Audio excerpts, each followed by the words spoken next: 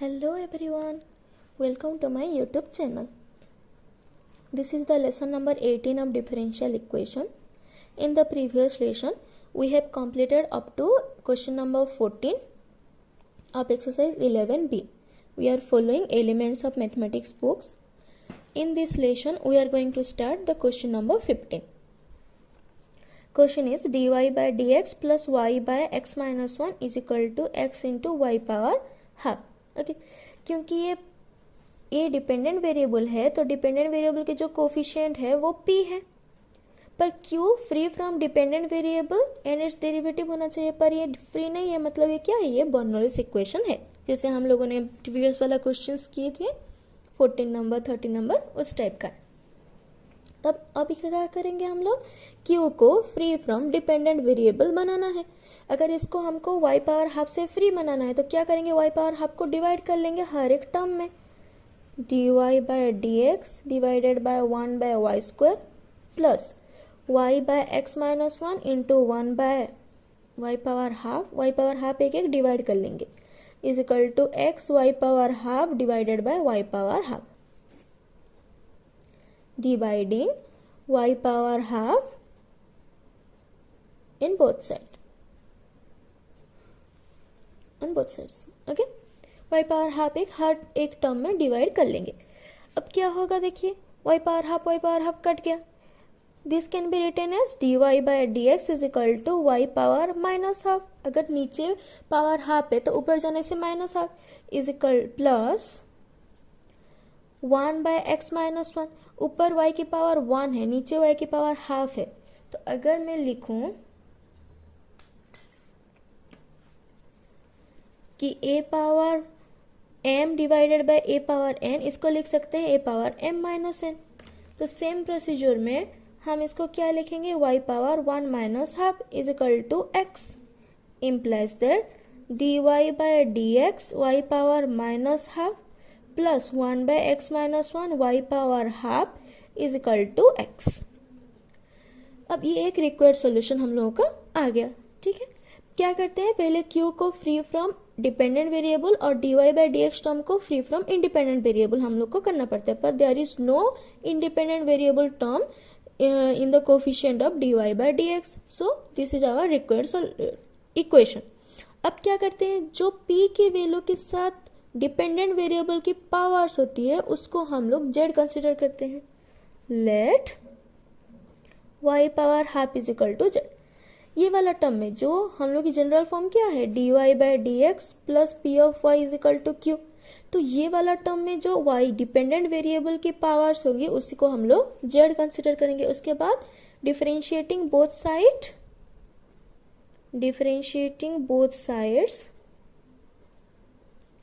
with respect to x, dy power half by dx is equal to dz by dx, implies that again chain rule. What is chain rule? dy power half by dx, इसको क्या लिख सकते हैं, dy power half by dy into dy by dx, chain rule में ऐसे लिख सकते हैं क्योंकि y की कोई भी टर्म को डिफरेंशिएट किया जा सकता है only with respect to y।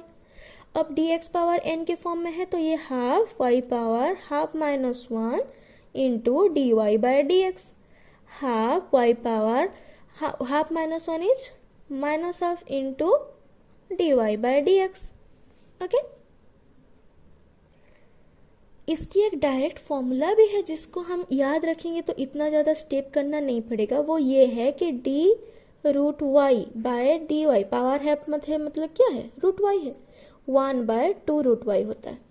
Okay, 1 by 2 root Y, नीचे रूट वाई है तो ऊपर जाएगा तो माइनस हाफ हो जाएगा। अब इसी को ही हम लोग यहाँ पे पुट करेंगे, इम्प्लाइज दैट ये कितना हो जाएगा, इसकी डेरिवेटिव हम लोग निकाल चुके हैं, half y power minus half into dy by dx is equal to dz bye dx, implies that y power minus half dy by dx is equal to 2, यहाँ पे डिवाइड है तो इधर लेंगे मल्टीप्लाई हो जाएगा 2 dz बाय dx। हम लोग ऐसा क्यों इधर ले आए, क्योंकि हमको यहाँ पे सब्स्टिट्यूशन करना है, इसको हम लोग सब्स्टिट्यूट कर सकते हैं, इसीलिए हम लोग 2 को इधर ले आए। This is equation 1। Now equation 1 implies, यहाँ पे क्या लिख सकते हैं, इसकी जगह पे 2 dz bye dx plus 1 by x minus 1 y power half की जगह पे z is equal to x implies it. अब क्या है, ये लीनियर होता अगर dz बाय dx की जो कोफिशिएंट है वो 1 होता, पर यहाँ पे 1 नहीं है, 2 है। तो क्या करेंगे, हर एक टर्म में 2 डिवाइड कर देंगे। तो ये हो जाएगा dz बाय dx, 2 मल्टीप्लाई होकर के है तो 2 डिवाइड कर लेंगे, plus 1 by x minus 1 into z by 2 is equal to x by 2, dividing 2 on both sides. Now what we get, 2 is cancel out, dz by dx plus 1 by x minus 1, 2 into x minus 1 into z is equal to x by 2. Now this is our required linear differential equation. अब इसकी solution हम लोग को पता है, p निकालेंगे, q निकालेंगे और उसके बाद हम लोग इंटीग्रेटिंग फैक्टर निकालेंगे। Equation is dz by dx plus 1 by 2 into x minus 1 into z is equal to x by 2. Okay, dz by dx plus 1 by 2 into x minus 1 z is equal to x by 2. p क्या होता है यहाँ पे, here ये एक linear differential equation हो गया। here p is equal to जो कोफिशिएंट डिपेंडेंट वेरिएबल की जो कोफिशिएंट है उसको p बोलते हैं, तो p is equal to 1 by 2 into x minus 1 and q is equal to x by 2। Right hand side में जो free from dependent variable and its derivative होता है उसको बोलेंगे q। उसके बाद निकालेंगे integrating factor. Integrating factor is e power integration 1 by 2 into x minus 1 dx। Integrating factor क्या, e power integration p dx। Formula क्या होता है, integrating factor is equal to e power integration p dx। Okay, अब इसकी integration निकालेंगे। 1 by 2 तो constant है, तो 1 बाय 2 इंटीग्रेशन से बाहर आ गया, 1 by x minus 1 dx। E power half 1 by x minus 1 की इंटीग्रेशन क्या होगी, x माइनस 1 है एफ ऑफ एक्स, इसकी डेरिवेटिव 1 है जो कि न्यूमिनेटर में है। इससे पहले मैं एक और ट्रिक बताई थी कि f dash x divided by f of x dx integration हो तो इसकी अगर नीचे जो डिनोमिनेटर में जो फंक्शन है उसी की डेरिवेटिव न्यूमिनेटर में हो तो ये होता है ln f of x plus c. तो हम लोग क्या लिख सकते हैं, डिनोमिनेटर में x माइनस 1 उसकी डेरिवेटिव होती है 1 जो कि न्यूमिनेटर में है, मतलब f dash x by f of x form में है। तो ये हो जाएगा ln x minus 1 plus c नहीं लिखते हैं इंटीग्रेटिंग फैक्टर में। ओके, जो नीचे फंक्शन है उसकी डेरिवेटिव अगर ऊपर हो तो हम लिख सकते हैं ln f of x plus c is equal to e power ln x minus 1 power half. कैसे लिखेंगे, a ln b is equal to ln b power a is equal to, इसको x माइनस 1 पावर हाफ लिख सकते हैं। इसको कैसे लिख ले, क्योंकि हर एक क्वेश्चन में ये वाला फंक्शन यूज हो रहा है, ये वाला ट्रिक यूज हो रहा है कि e power ln f of x is F of x. x minus 1 power half means क्या, x माइनस 1 पावर रूट। अब ये हमको इंटीग्रेटिंग फैक्टर हो गया। अब क्या निकालेंगे हम लोग, solution. The solution is, solution क्या होगा,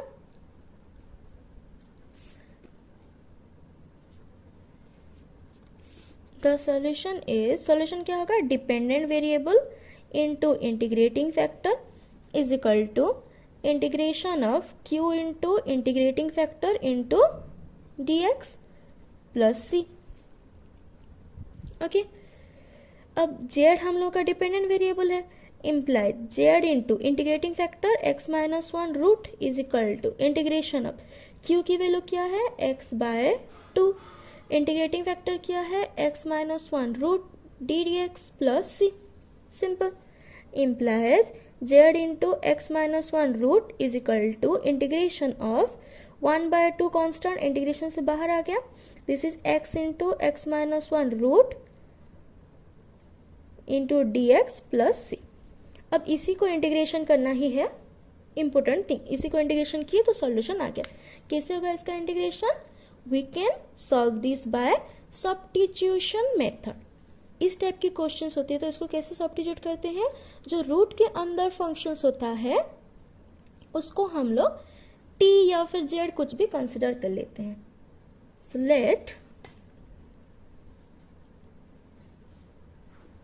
late x minus one is equal to t. हम लोग सब्स्टिट्यूशन यूज किए कि x माइनस वन की जगह पे टी। इस टाइप के क्वेश्चंस होता है तो उसमें क्या करते हैं, जो रूट के अंदर जो फंक्शन होता है उसको हम लोग सब्स्टिट्यूशन कर लेते हैं। दोनों तरफ डिफरेंशिएट कर लिए, differentiating both sides with respect to x। क्या मिलेगा? इधर x के रेस्पेक्ट में डिफरेंशिएट किए 1, इधर किए dt by dx। Cross multiply कर लेंगे तो ये मिल जाएगा dx is equal to dt। तो अब क्या लिख सकते हैं हम लोग? dx is equal to dt हो गया। अब dx की जगह पे तो dt पुट करेंगे, x की जगह पे क्या पुट करेंगे? इसी से ही हम लोग लिख सकते हैं कि x is equal to t plus one. ये सुनो, x minus one is equal to t means x is equal to t plus one. अब इसको पुट कर लेंगे। इक्वेशन 1 ले चुके हैं तो इसको हम लोग इक्वेशन 2 मान के चलेंगे। This is equation 2।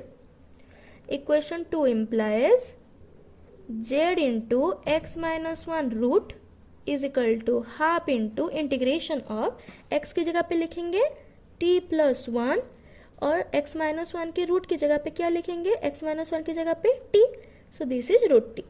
x की जगह पे लिखेंगे t प्लस वन और x माइनस वन की जगह पे लिखेंगे t और उसका रूट है इंटू dx की जगह पे क्या लिखेंगे? dx की जगह पे लिखेंगे dt।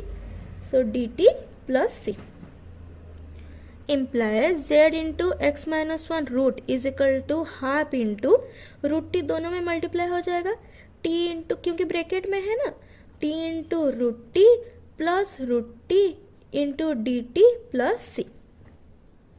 ये प्लस है। implies z into x minus one root is equal to 1/2 integration of t into root t कितना हो जाएगा? t into root t means t power half, t power 1 into t power half.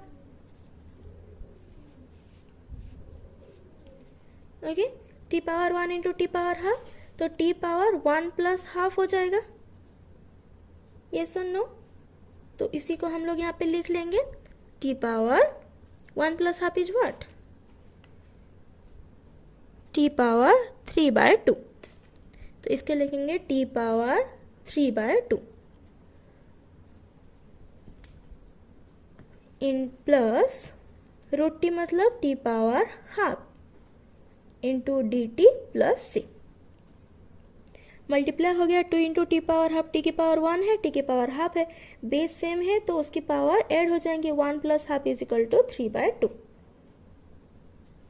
And next यहीं पे कर लेते हैं।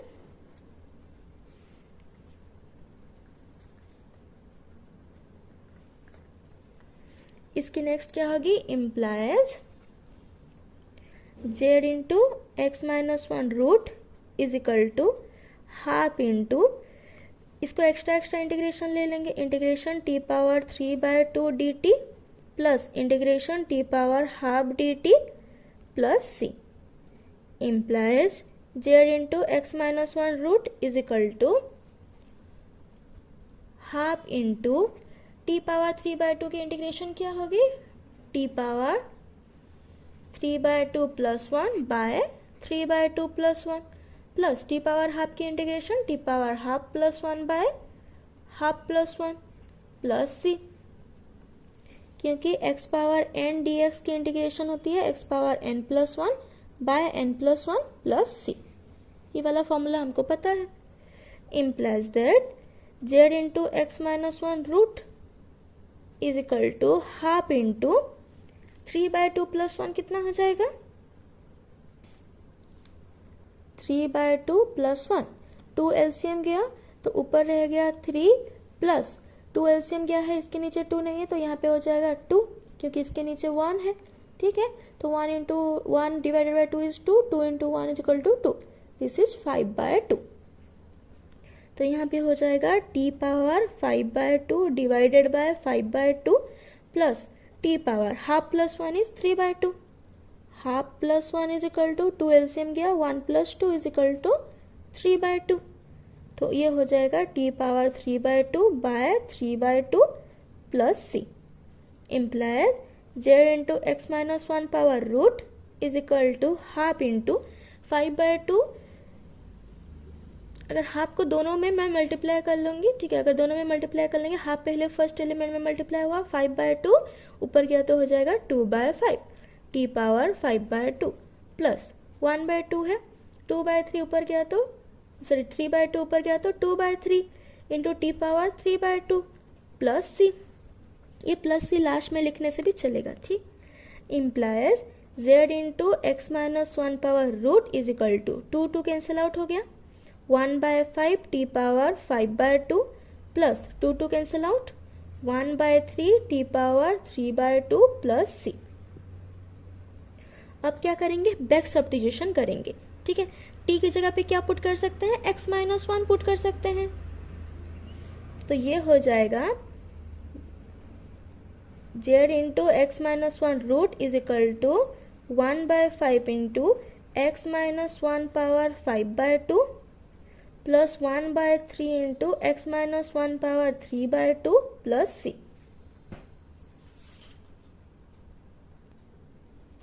अब हम लोग क्या पुट करेंगे, इतना सोल्यूशन हम लोग का मिल गया.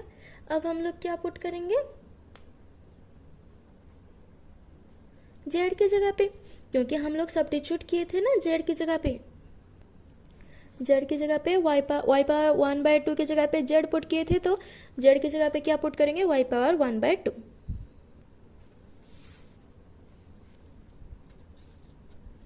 नेक्स्ट यहाँ पे लिख लेंगे इम्प्लाइज दैट, ओके, जेड की जगह पे y power 1/2 x minus 1 root is equal to 1/5 x minus 1 power 5/2 plus 1/3 x minus 1 power 3/2 plus c. इसी को भी सॉल्यूशन मान के चलेंगे तो चलेगा. और एक और क्या कर सकते हैं, एक्स माइनस 1 की रूट को इधर डिवाइड कर लेंगे, ठीक है. ये वाला हम लोग सॉल्यूशन मान करके चलेंगे तो हो जाएगा. This is our solution. और वाई पावर हाफ को रखिए, एक्स पावर -1 की रूट को दोनों तरफ में डिवाइड कर लेंगे. 1/5 x minus 1 power 5/2 divided by x minus 1 power 1/2. यहाँ पे मल्टीप्लाई होकर के ये वाला टर्म राइट हैंड साइड में डिवाइड हो जाएगा. Plus 1/3 into x minus 1 power 3/2 divided by x minus 1 power 1/2 plus c by x minus 1 power 1/2. अब अगर डिवाइड है तो पावर क्या होती है, a power m divided by a power n is a power m minus n. उसी को ही यहाँ पे यूज कर लेंगे. y power half is equal to 1/5 x minus 1 power 5/2 minus 1/2 1/3 x minus 1 power 3/2 minus 1/2 plus c x minus 1 power -1/2. नीचे कुछ है नहीं तो ये वाला टर्म ऊपर आ गया, तो ये वाला टर्म ऊपर आ गया तो माइनस हो गया. implies that y power half is equal to 1/5 x minus 1 power 5/2 minus 1/2. 5/2 minus 1/2 is 4/2. 2 तो सेम है बेस, तो हम लोग एलसीएम 2 ले लेंगे तो ऊपर 5 - 1 इज इक्वल टू 4, तो कट गया तो 2 हो गया. सो x minus 1 power 2 plus 1/3 into x minus 1 power 3/2 minus 1/2.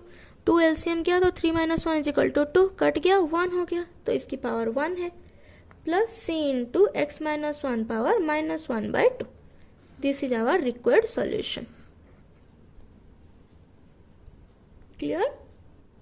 Next question is dy by dx plus y by x is equal to x square y of 1 is equal to 1. अगर कोई initial condition दिया हुआ हो तो हम इस वाले questions में पर्टिकुलर सोल्यूशन निकाल सकते हैं.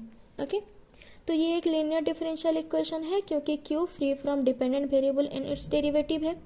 एंड डिपेंडेंट वेरिएबल कौन है, y है. डिपेंडेंट वेरिएबल के एक कोफिशिएंट है, उसकी पावर 1 है डिपेंडेंट वेरिएबल की. तो ये एक लीनियर डिफरेंशियल इक्वेशन है. सोल्यूशन कैसे निकालेंगे, पहले p निकालेंगे. Here p is equal to जो डिपेंडेंट वेरिएबल है उसी की कोफिशिएंट को हम लोग p बोलते हैं। डिपेंडेंट वेरिएबल कोफिशिएंट कौन है, 1/x है, so p is equal to 1/x, q is equal to x square. Right hand side में जो है, जो free from dependent variable and its derivative है, उसको बोलेंगे q। p मिल गया, q मिल गया। अब निकालेंगे integrating factor, e power integration p dx, e power integration 1/x dx। e power 1/x dx की इंटीग्रेशन अब तक हमको पता है कैसे निकालते हैं, 1/x dx की integration ln x plus c। तो यहाँ पे लिखेंगे e power ln x। Again e power ln f of x is equal to f of x, so here लिख लेंगे e power ln x is equal to x। Integrating factor मिल गया x। अब निकालेंगे सॉल्यूशन। द सॉल्यूशन इज, ठीक है, dependent variable into integrating factor is equal to integration of q into integrating factor into dx plus c को last में लिखेंगे तो भी चलेगा। Implies that y into integrating factor क्या है, x है, x is equal to q क्या है, x स्क्वायर, इंटीग्रेटिंग फैक्टर है x into dx plus c। implies that y into x is equal to integration of x cube dx plus c।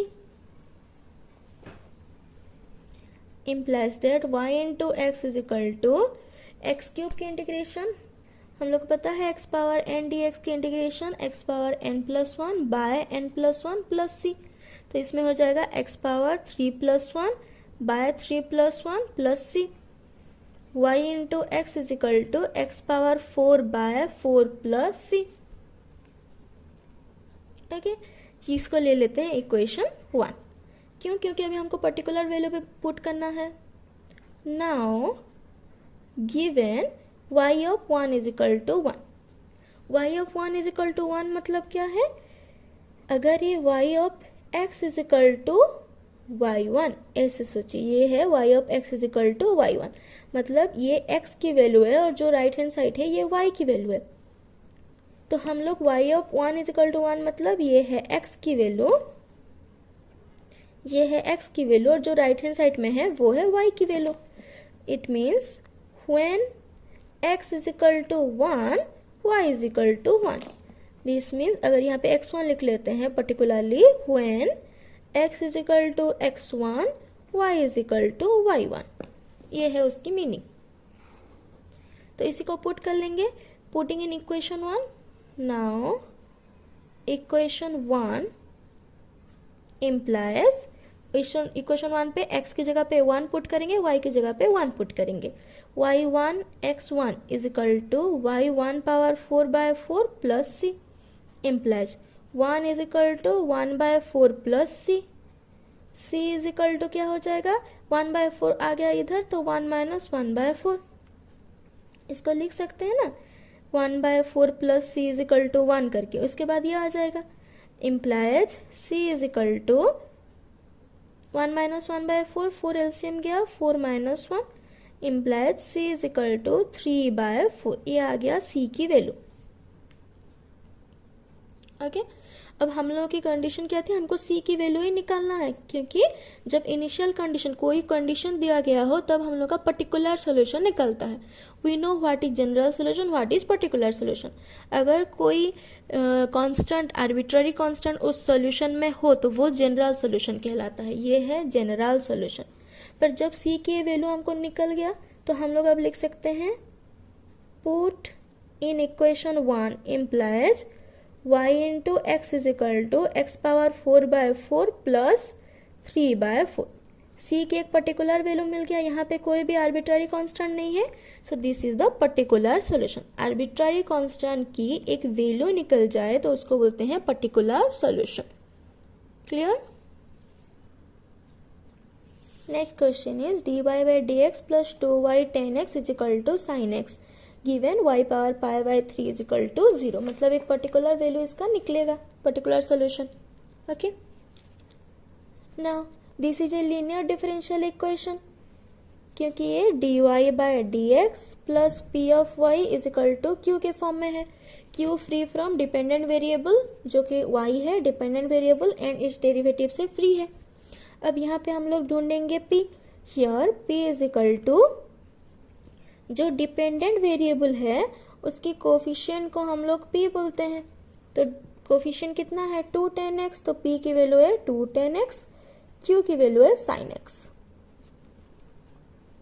Okay, now integrating factor निकालेंगे। What is integrating factor? e power integration p dx, e power integration 2 tan x dx, e power 2 integration से बाहर आ गया tan x dx is equal to e power 2 into tan x की integration क्या होती है ln sec x। ये हम लोग को फॉर्मूला याद होना चाहिए कि tan x की इंटीग्रेशन होती है ln sec x plus c। तो ये हो जाएगा 2 यहाँ पे है again a ln b is equal to ln b power a। ठीक है, ये एक फॉर्मूला, ये एक फॉर्मूला। तो हम इसको लिख सकते हैं कि e power ln sec x power 2। Again और एक फॉर्मूला क्या है कि e power ln f of x is equal to f of x, इसको भी यूज कर लेंगे। तो e power ln sec square x is sec square x और sec x की होल स्क्वायर को हम sec स्क्वायर x भी लिख सकते हैं। इतना क्लियर? इसको हम लोग sec स्क्वायर x भी लिख सकते हैं। हो गया। इंटीग्रेटिंग फैक्टर मिलने के बाद क्या करेंगे? Solution. Now the solution is dependent variable into integrating factor is equal to integration of q into integrating factor into dx plus c implies that y into integrating factor है sec square x, sec x की whole square मतलब sec square x, integration of q की जगह पे क्या है sin x into sec square x dx plus c implies y into sec square x is equal to integration of sin x into 1 by sec square x को हम लोग 1 by cos square x dx लिख सकते हैं plus c। अब इसी को बस इंटीग्रेशन करना है। इस टाइप की इक्वेशंस को, इस टाइप की फंक्शंस को इंटीग्रेशन करने के लिए क्या सब्स्टिट्यूशन लगता है? जो डिनोमिनेटर में है अगर इसका कोई डेरिवेटिव उस टर्म में हो, उस इंटीग्रेशन में हो, तो उसको हम लोग z सब्स्टिट्यूट करते हैं या फिर t, कुछ भी फंक्शन सब्स्टिट्यूट कर सकते हैं वेरिएबल के फॉर्म में। Let cos x is equal to t ले लिया। ठीक है, क्योंकि cos x की एक डेरिवेटिव है जो कि यहाँ पे मौजूद है पहले से, cos x की डेरिवेटिव। अब दोनों टाइम में डिफरेंशिएशन ले लेंगे with respect to x। cos x की differentiation minus sine x d x is equal to d t लिख सकते हैं। ठीक है, बहुत सारे क्वेश्चंस इस टाइप के कर चुके हैं, तो अब मैं डायरेक्ट लिख ले रही हूँ क्योंकि ये d t by d x होगा, डी एक्स इधर मल्टीप्लाई होकर के minus sine x d x is equal to d t, which implies sine x d x is equal to minus d t. तो अब यहाँ पे जो साइन एक्स डी एक्स है इसकी जगह पे हम लोग माइनस डी टी यूज कर सकते हैं। Implies that y sec square x is equal to integration of 1 by cos x की जगह पे t, तो this is t square into minus d t plus C.